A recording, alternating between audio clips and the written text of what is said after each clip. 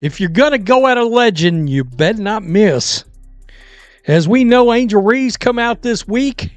She absolutely crushed her own teammates into the dust, and she even decided to go after a legend, the legendary Courtney Vandersloot, who, of course, blew out her ACL at the beginning of the season, and she is in the midst of making a comeback.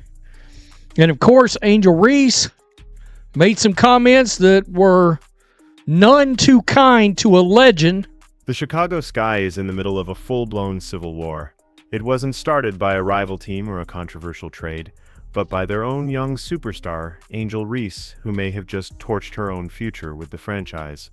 In a move that has left the entire WNBA stunned, Reese launched a shocking public attack on the team's most decorated legend, Courtney Vandersloot, while she was at her most vulnerable, recovering from a devastating, career-threatening injury.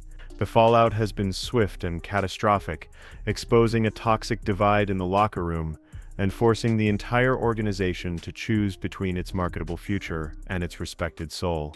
This is the story of how one reckless comment ignited a firestorm that now threatens to burn an entire franchise to the ground. Yeah. At this point, it's over. That whole Sky Barbie thing, that thing is over. Angel Reese is done in Chicago.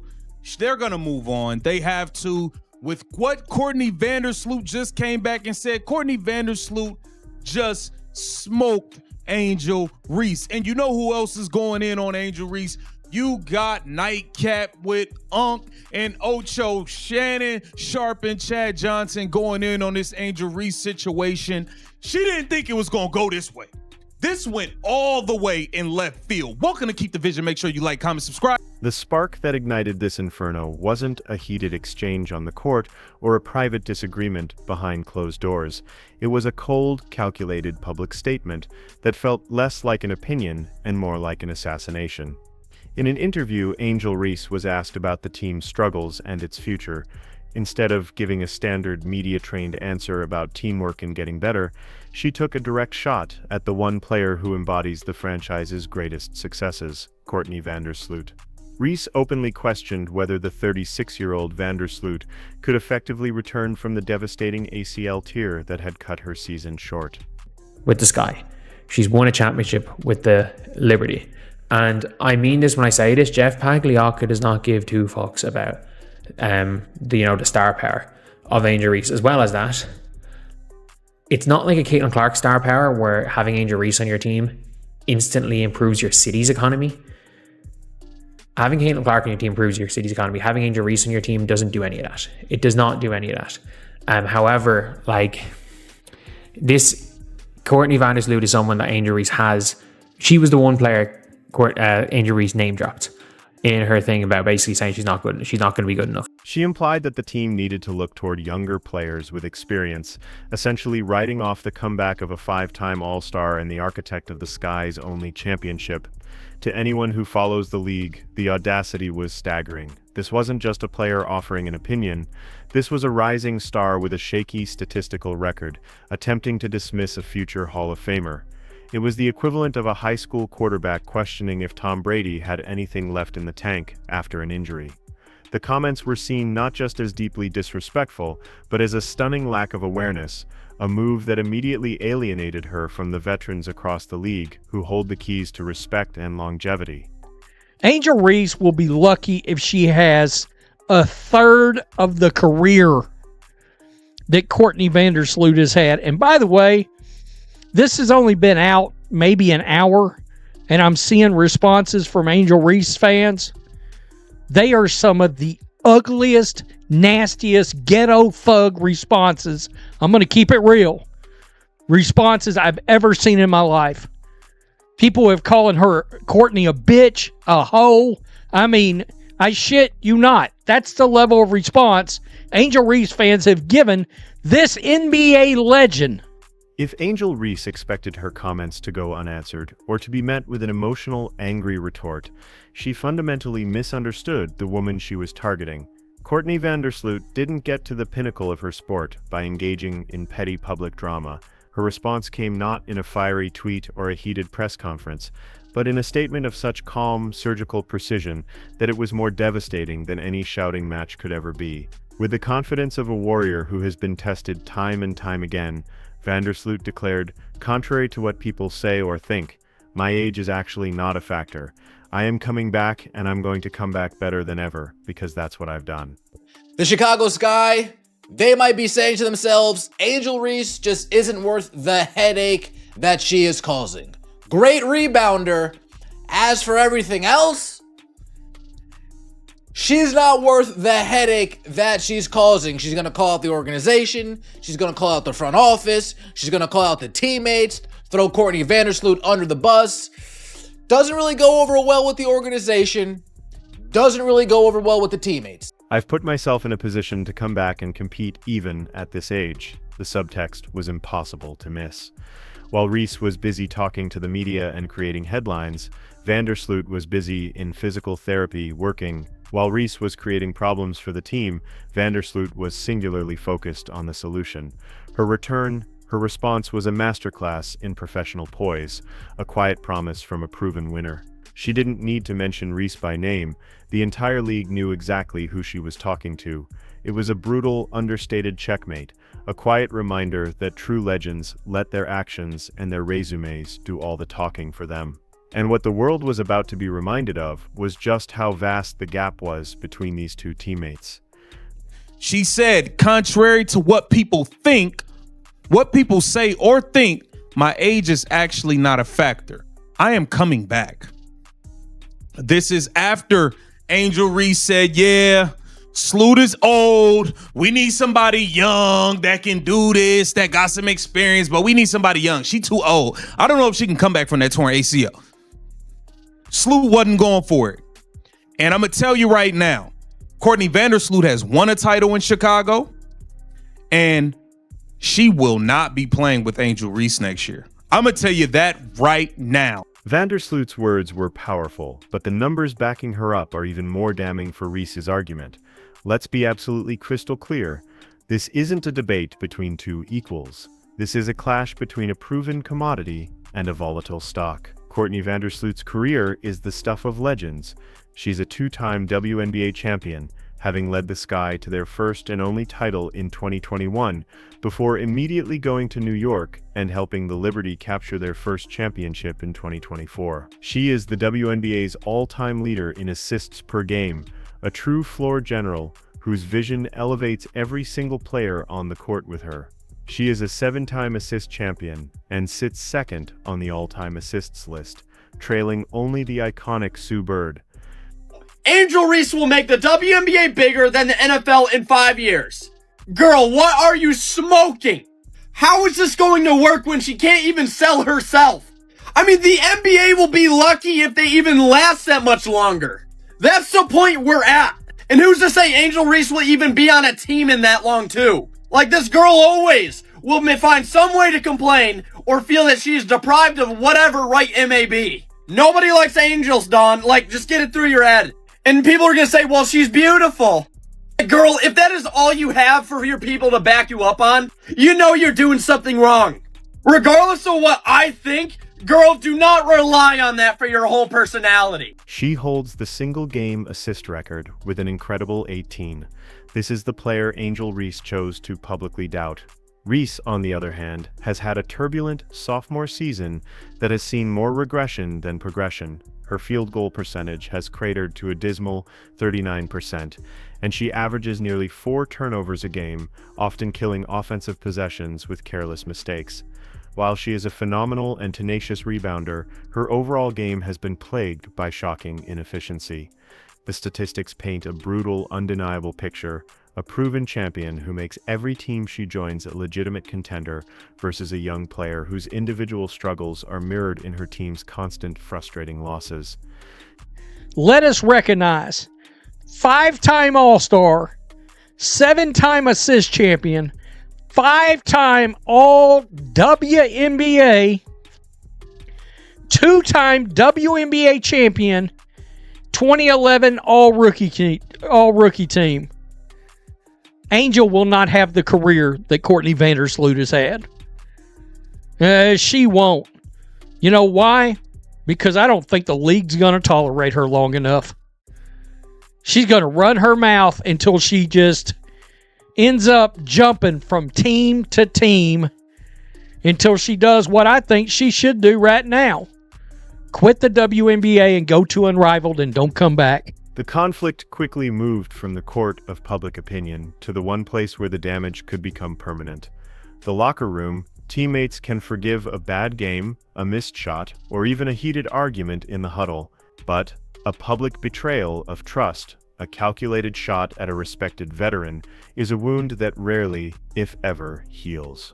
Reports began to surface from insiders that the atmosphere within the Chicago Sky had become utterly toxic. Sources described a team meeting following Reese's comments as intensely uncomfortable, with veteran players making their displeasure known, not with angry words, but with a cold, strategic silence that spoke volumes more than any outburst could. Body language on the court shifted overnight. Angel Reese doesn't touch the floor.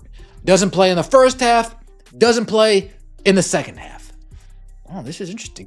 Did Tyler Marsh just say, you know what? Angel, I like the group that we have in right now. We don't need you. We're playing well. I don't know. Does Angel Reese throw a hissy fit in the locker room, says, no, I'm not playing? Kinda did that. Maybe not that exact, but she went about not playing. Yep, instead of coming to help her teammates, she would rather stick it to the Chicago Sky organization. The easy chemistry that winning teams depend on evaporated, replaced by a visible, palpable tension. Reese, who had built her brand on being a charismatic and outspoken leader, was suddenly an island. Her attempt to assert dominance had backfired spectacularly, creating a deep fracture within the team that no coach could easily repair. She had broken the unwritten code, and in a league as small and tight-knit as the WNBA, that kind of reputation for being a bad teammate follows you everywhere. The silence from her own teammates was deafening, signaling that this wasn't just a media controversy, it was a full-blown crisis of leadership and chemistry. Angel Reese is an a-hole. Straight up says she's just this. And this is due to immaturity, inflated ego, people gassing her up. And I blame society, really. I blame society the most of this because it's really predictable when a young person is given all this attention, given money, and all this. But the thing is, it was predictable because we know the level of talent isn't there. Yet the media kept gassing her up. Her fans kept gassing her up. Just when it seemed the situation couldn't possibly get any more dysfunctional, it did. In the immediate aftermath of her comments, the Chicago Sky organization had no choice but to act. They suspended Angel Reese for one game, a clear and decisive message that her behavior was unacceptable and would not be tolerated. But the real drama, the part that revealed the most about her mindset, unfolded upon her scheduled return. After serving her suspension, Reese was expected to rejoin the team for the second half of their next game against the Connecticut Sun. Instead, she never left the bench, suddenly citing a mysterious and debilitating back injury that had seemingly appeared out of nowhere. To skeptical observers and seasoned sports journalists, the timing was almost laughably convenient. Angel Reese, after playing her previous game against the Connecticut Sun, I believe, after having rest, being suspended for the Indiana Fever game, suddenly, in those 5 days off, Angel Reese's back starts acting up. Oh, my back hurts. My neck.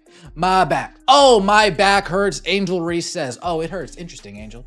Very interesting. What a weird time for your back to start acting up now. Angel Reese said, you know what, Chicago Sky? You want to suspend me for a game? Fuck it. My back hurts. Don't even worry about subbing me back in. Don't even worry about me starting the third quarter. My back hurts. Fuck y'all. I don't want to play for y'all. Leave me the hell alone. After playing a full physical game just days before the suspension without any apparent issue, she was suddenly unable to play. It was widely seen as a transparent attempt to dodge accountability and recast herself as a victim in a narrative of her own making. It looked less like a legitimate injury and more like a petulant power play, a way to stick it to the organization that had dared to discipline her. While Courtney Vandersloot was quietly grinding through a grueling, painful ACL rehab, Reese appeared to be manufacturing an ailment to avoid facing the music.